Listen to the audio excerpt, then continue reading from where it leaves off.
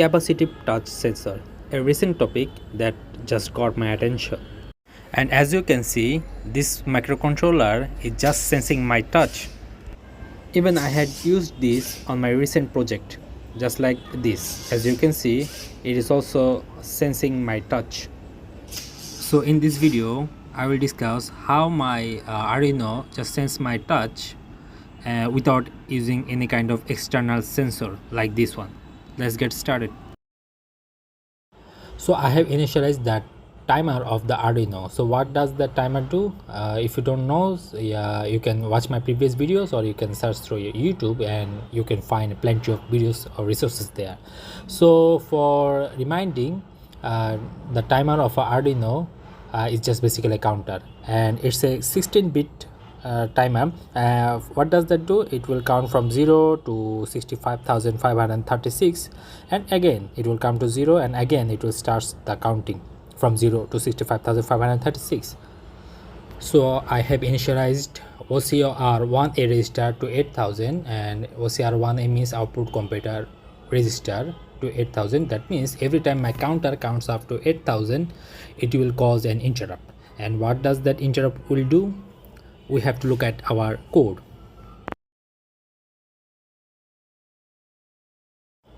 If we look at our code, we can see that every time the timer 1 comparator vector interrupt occurs, the pin mode 8 will be high. So it will produce a positive output, and thus it will generate a signal.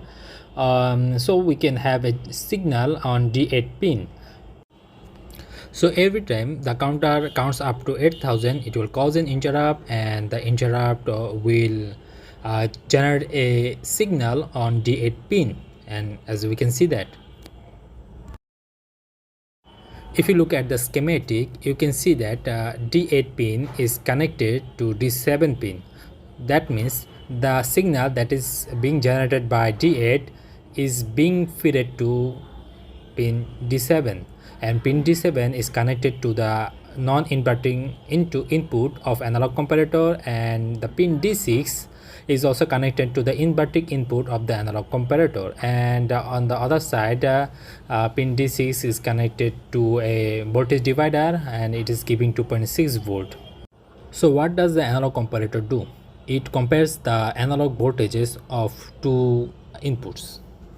So whenever the analog voltage of AIN0 is higher than AIN1, the analog comparator sets the flag. In analog comparator, this is the signal from D7 pin. It is D6 constant input voltage, which is 2.6 volt. So every time the D7 voltage crosses the threshold voltage of D6, it will cause an interrupt.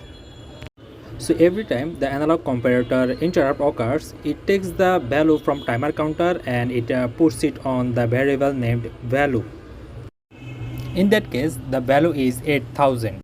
Because the time the counter counts up to 8000, the D7 pin crossed the threshold voltage of D6. So at right now, I am touching the capacitor with my finger, and thus increasing the capacitance of the capacitor, and besides that, it also creating a change in the signal that is generated by the D8 pin, and the D7 pin is accepting the change frequency. And because of this disturbance, the analog comparator interrupt will occur a little bit lately, as you can see, and the value of timer counter will increase naturally. Now look at the code. If the value is greater than 8000, then it will light up the LED which is connected to pin 13.